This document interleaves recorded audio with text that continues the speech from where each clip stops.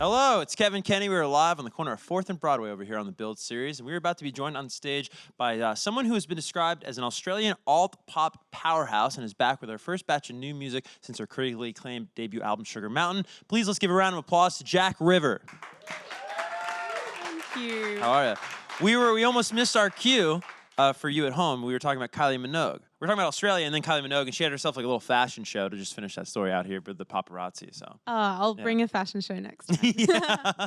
Well, welcome to Build. First time ever. Thank you so much for having me. It means so much to be on the show. No, and this is quite the trip from the home in Australia, It's huh? just a casual 24 hours or so. What is that? What is that flight like? I couldn't imagine. I couldn't do that on a. Well, you gotta like forget about time and just think about it in like movies. So however many movies you want to watch. And like 12 movies. Yeah, 12 movies. It's great. Yeah. And you just get off in Abu Dhabi and have a walk around, have a shower, and it's all good. Come to Australia. Yeah, everyone. that sounds pretty good. I want to kick it to Australia right now because, you know, I think as, I don't know, maybe a casual American music fan, we think of Australia as like Kylie Minogue, Iggy Azalea, and like Silverchair.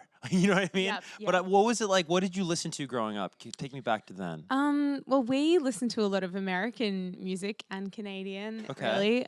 So my upbringing was kind of like Neil Young, Bruce Springsteen, Joni Mitchell, then like the Chili Peppers and Nirvana. So is that mom and dad's influence, or like where's the classics come from? My dad thinks he's Bruce Springsteen, so it's a lot of Bruce Springsteen. That's all he plays. So well familiar with Bruce, and then mom was a big ABBA fan, and I kind of think like as I started to produce my music, I realized that if Bruce Springsteen and ABBA were to like come together, that might be the sound that I'm trying to create. So right, kind of comes in and you just like, yeah. Well, it's almost like purposeful pop, right? It's like it's maybe the pop nature of ABBA, but like with the songwriting and the storytelling of Bruce. Yeah, that's right. And I love Bruce's passion for social issues and his lifelong legacy of that. And I really respected that growing up. Same with Neil Young. And I guess that bleeds into everything that I'm trying to do as well. Well, actually, on that topic, tell me about this panel you do. It's a climate panel. This is really cool. Yeah, well, so I just had a big tour in Australia, and for my Sydney show, which is this awesome venue called the Enmore Theatre, I decided to get a bunch of climate change, I guess, professionals and thinkers on one panel, and it was amazing. We didn't know how many people would turn up, but there was a couple hundred people, which is great for Sydney. Oh, yeah. And we just talked about like the psychology of climate change, what we need to do, and like I was trying to like ask dumb questions on behalf of my audience, because I think as a musician we get to be in the between. We're like in between culture and science and government, and I try and, I don't know, figure out what dumb questions need to be asked so we can figure it out. Well, I saw a great picture of you, and you were speaking on stage to like this crowd of all these signs. Was that the event? Oh, that wasn't the event. That was. Oh, what was that? That looked awesome too. That was our Global Climate Strike Day. So I played to 80,000 people in Sydney. I know you had a huge turnout here as well. But that was just like overwhelming. I was just like crying on the inside, looking at 80,000 youths, you know, screaming. Yeah. Well, how would you try to articulate it? I mean, I'm sure it's impossible, but to perform for that many people. You just feel like, I mean, like we're all feeling at the moment, you feel like the weight of the world and the climate issue and inaction from governments, like plus this beautiful sea of amazing youths, like colourful, wonderful young people screaming out. And like in my lifetime, I guess I haven't seen that before, like the emotion that these young people all over the world are feeling. It's just so pure, and I don't know, it's refreshing and powerful, and that's all. I can't. Do you think without the the additional great work you're doing outside of just the music, would this career of yours, would it be as fulfilling for you if it was just music? No, sadly. I mean, maybe if the world was like really chill and there was nothing to kind of complain about, it might be nice to just write songs that I kind of wake up every day and want to do more and like connect the dots, because there are so many great musicians doing that, but in our country there hasn't been enough, and we have a really cool, beautiful space in music to say something. Right. Now we have Jack River doing it, which is great. Yeah, throwing my 2 cents in. I want to take a couple. When did Sugar Mountain came out? 2018? Yes. Okay, 28, because everything's moving so fast here. I'm trying I to follow know. the dates. Oh, sorry. But this is a 3-time ARIA-nominated album. And that's like the Grammys, basically, down in Australia, for anyone that doesn't know, right? I mean, pretty Yeah, much. that's our attempt at the Grammys. Right. Well, no, but ARIA does the charts, right? And they do, Yeah. it's very official down there. I mean, that's really the highest praise you can get It critically. is. It is awesome. Yeah. And so you were awarded, or nominated, I should say, for 3 ARIAs off the debut album. Take me back even before the critical acclaim. Your just initial intent with that body of work. Do you remember where your head was at? Absolutely. I mean, it's my first album, so my career kind of took a bit of chipping away, as everyone's does. Is like 10 years behind the 1 year that you see. So these songs were written over about 6 years, and I guess how many years? Like 6 years before that, I lost my sister in a crazy freak accident, and I turned to music to deal with that. And it happened over my teenage years, and anyone who's gone through something as a teenager knows that it's like pretty messed up because you're going through becoming an adult and also just trying to figure the world out. So I realized that I was like creating an alternate use through my music. I was creating this like candy colored American movie style production, and I was like, where is this coming from? I don't know why I'm so like in love with Gwen Stefani and like weird Toxic by Britney Spears sounds. Like, why? And I realized that I was trying to recreate this youth that I didn't have. My youth was like beautiful, but it was really hard going through that. So yeah, Sugar Mountain was this body of work where I picked songs where I knew I was striving and dreaming. Like, not much of it actually happened. It was this a big dream, a big youth pop dream. And my audience really connected with that. And it felt amazing to tell like a really real story. So when you say you turn to music at that time of loss, do you turn to consuming music? You know, because I think we've all done that, right? Where you turn to your favorite artists, your favorite albums to get through, you know, hardships in life. Or do you turn to music in terms of you start making music? Yeah, I start making music for sure. Why do you think that was the outlet, not like, you know, something else for you?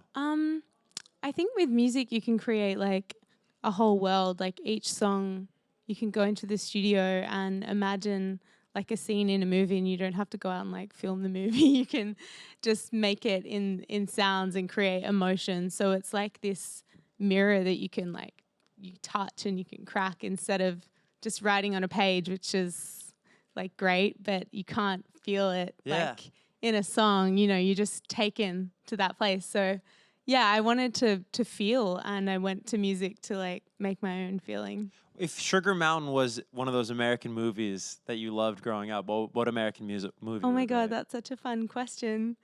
Far out. Like I don't know, the one that's coming to mind is 10 Things I Hate About You, but I don't know why. It's a great movie. There's so many. My Pinterest, you can go on my Pinterest and yeah, there's a Pinterest board for every song, and you can see every American movie that I reference. So yeah. It's so immersive. It is. I love that. It's really fun. Also, great soundtrack to 10 Things I Hate About You. It is a very good soundtrack. And Heath Ledger. Yeah, Rest of course. in peace, love you. Of course. Yeah. Do you find it easier to write about maybe a fictional or a made-up childhood than maybe real life stuff in your own life? Is it more? Yeah, I feel did. less vulnerable, maybe. That's what I was getting to with Sugar Mountain. That's what it was for me. It was creating another youth, but now with what I'm creating, post Sugar Mountain, Jack River is about the now, and I realized I want to like leave behind that dreaming and really write about what's happening right now and what's happening in the world right now.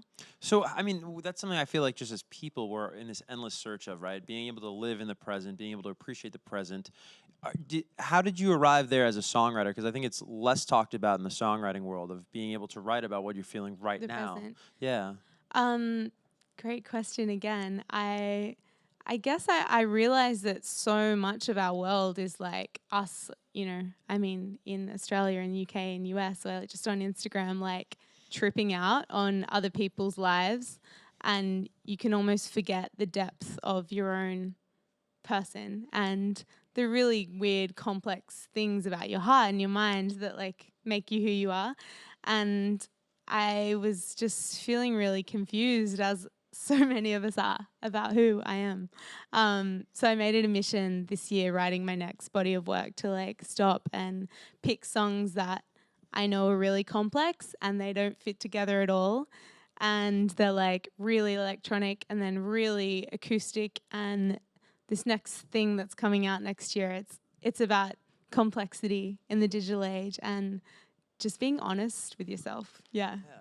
Do you find that the songwriting is therapeutic? Like, do you find that, like, have you seen an effect of maybe by writing about the present in your songs, you yourself are more present, or is it Yeah. a bit like the chicken or the egg? I don't know. Like being present is, I'm not a guru or anything. I just wake up and like try and figure it out each day. But with songs, I think of it as like a medicine cabinet that you're making for yourself. Like you're feeling something and you can write a song to ail that thing. And once you've written it, you can always go back to that song and like take it off the cabinet. And so for me, I'm just like, what thing do I need to fix? And then when I'm feeling that, I can go back and take it out and just like drink it. Yeah, you've got quite the cabinet now. Yeah. This is great. I don't have that much in the cabinet, but maybe by the time I'm 60, I'll have like a Patti Smith cabinet. Oh, that would be, Yeah. hey. Yeah. What would this ail? What would this be a great, medicine for later flight? So later flight, the chorus says, "I will love you for all of my life." I know. And That was hard for you to write. oh yeah. Why was that so hard for you to write? That was really hard to write because I had always written about fake fun, like things that I didn't actually fully, completely feel, which is a spoiler and sad. But like, I just challenged myself to put that in a chorus because I thought it was so tacky and that it was terrible and could never exist. But I felt it, so I hope that like other people feel it. Because that's the hard thing. You're like, how can I be real in this digital age where we're trying to look cool all the time? Yeah. Yeah. Yeah. Well, that's how you be different. That's how you cut through. Try. Right? Yeah. Talk to me just the sonic influences of this song. I almost hear a little like Last Dance with Mary Jane, Tom Petty, which I love. Oh, that's awesome. Yeah, Yeah. I've seen people reference Tom Petty, which Oh, is really? cool. Yeah. That's great. So this song, we started playing Gold Line by the Yeah in our live set. And I hope I didn't like reference it too much, but it just felt so good to play a rock anthem on stage and just have the vocals really, out. They're not that out there, but like for me, it was out there and it felt natural and alive. And kids after this show, when we were playing that song, were like, "We love your new song. It's so great." And I was like, "It's the Yeah, guys." It's not my song. So I was like, all right, maybe it's time for a song that feels like that. Yeah, that captures that essence. Yeah. Another thing about this song that's been talked about is it's a song, it's been said, of big highs, big hopes, right? Big feelings. What do you think is leading that sort of like grandiose nature of your songwriting these days? I've always I love being, brought up on Springsteen and stuff. I love the idea of an anthem. Yeah. And I mean, even like MGMT, that feeling of oracular spectacular, and you're just like, this feels big and it's saying something. So again, that's scary for me. So just trying to do it. And I think there is a lack of like anthemic kind of songwriting right now. It's all again like a bit cool and a bit subdued. And I miss those like, Chili Peppers like bangers where you just pouring out of your speakers, you know what I mean? And they're bold and big and they say big things. So I don't know, try and sneak that in as well. Yeah. You talked about it being a little scary in terms of songwriting. When your debut album, when your first at bat, so to speak, right, to use an analogy, is a home run to the extent that yours was. Oh. Is that liberating? Is that a bit scary? Do you almost, oh my God, now every at bat has to be a home run? Or is it more like, oh, well, I've gotten the home run, now I can do whatever I want? I definitely never feel like a home run. I mean, I try and feel emotionally, like if I connected to that audience and I got beautiful messages, which I did, saying like, you did this for me or you helped me get over this, I try to measure success by that because, I mean, we're always at the beginning in music, especially coming out of Australia. We're like, hi, United States, where are you? Where I'm baby fish. So, I just want to keep making things that challenge me and that make people feel something and that comment on the times where I can. Yeah. No, those are all great. You had the headlining tour, of course. Congratulations on that. And you also went on the road, or at least played shows with Florence and the Machine, and then also Vance Joy, who's been on the show before. Oh, amazing. Those sometimes those things aren't necessarily, you don't have time with the people, but did you actually get to interact with either of those two? I did. And Vance Joy's a really great friend of mine. So Very tall. He's very tall, very handsome. I was so caught off guard by how tall Vance Joy was. He's incredibly talented, but just incredibly tall. He's incredibly tall, and he's like a bloody law student, a pro footballer. He's got the whole thing going. Very smart, yeah. Yeah, but yeah, Florence was incredible. I'm like the world's biggest fangirl. I had tickets to the show before I got called up to support, so I was like, gonna go to the show. I was gonna go. That's amazing. Yeah, and then I heard that Billie Eilish couldn't make it, and I made a call being like, I know I'm not Billie Eilish, but like if you need a crappy, person to jump in there, I'll get in. So yeah, I met Florence, and she was just like the beautiful fairy that she seems to be. That she's a goddess that is out of this world, and that's why I love her so much. And but then she gets on stage, she's a total rock star. Yeah, it's like the before and afters, amazing. Yeah, she's I don't know where she comes from, but yeah, her live show is just so inspiring. Unreal. So what is this is this a bigger part of an album? Is it like I don't want to jinx anything, but what are you working on right now? What is this like the first introduction to? This is intro to an EP I'm releasing next year. So there's something coming out on Valentine's Day. I wish I could tell you the name of it, but I'm not allowed. Yeah, so it's part of an EP, and I guess the concept behind it for me is exploring love and realness in the digital age. So again, going to be exploring that, and each song kind of hints toward that bigger idea. Yeah. Do you listen to anything like the 1975?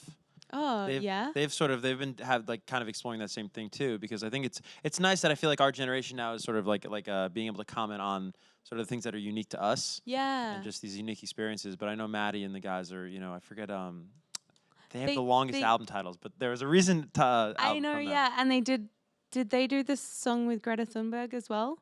They did. Yeah. It's her speech. Yeah. Speech song. Yeah. So that was amazing. That's awesome. Yeah. Do you think about collaborations at all? I mean, you've had so much success on your own, but I know. Oh, absolutely. I did do a song with Peking Duck that, I love that song, Sugar. You gotta check that out if you don't know that. Jack River, Sugar, and then I'm so sorry, the gentleman's names. Gosh, Adam and Ben. Yes. So good. Yeah. Yeah. Oh, very good. So also, killer cover. I'm just gonna put you on blast. Killer cover of oh my God, it's not Soundgarden. Savage Garden. Savage Garden. Yeah. Yes. So good. It was awesome. Yeah, that was really fun to do. Is there Triple J? Yeah. Yeah, cool. Like the version. Yeah. All right, let's get to some fan questions. The first is going to come from over here. I'll do it first. Thanks. Thanks for doing this. Thanks for coming over here. You've curated your own festival over there. Can you talk about that? And I know I read somewhere maybe you bring it here. And on a side note, when are you going to come here and tour? I saw you at Grayscape in 2018. You were fantastic. Oh my gosh. So I'm waiting to get you to come here. I will be coming here next year. So yeah, I can't give you the dates yet, but I cannot wait to come here. Like the States is kind of like a spiritual home for me. So I really can't wait to tour here. I've made 2 festivals in Australia. Back when I was, 22, I started Grow Your Own, which is a music and produce festival in my hometown, which is like a little country town on the East Coast. And then I started Electric Lady, a female-fronted concert series in Sydney and Melbourne. So Electric Lady is it's a global vision to give something to the music industry that we've seen, burst from the Me Too movement. So we're working on doing something in the States as well next year, and something I'm, as passionate to do as touring. Yeah. Thank you so much for the question and for coming today. That's great. We have time for one more. Hi. Thank you so much for being here. I'm a huge fan. Just wondering, do you have any advice for a young singer-songwriter, or perhaps for yourself when you were starting out? Oh gosh, I could write you a book, and I might. But I guess follow your gut is like the most important piece of advice, even on the weirdest little decisions that you think, why do I care about, you know, this person that I'm meeting with, or why do I not want to be around this person that I'm meeting with? Because when you're starting off in the music industry, you go to like 50 meetings, you know, over a 2-week period, and it's really overwhelming, and all you can do is like trust this little thing. And do what you want to do. Like, don't change your music.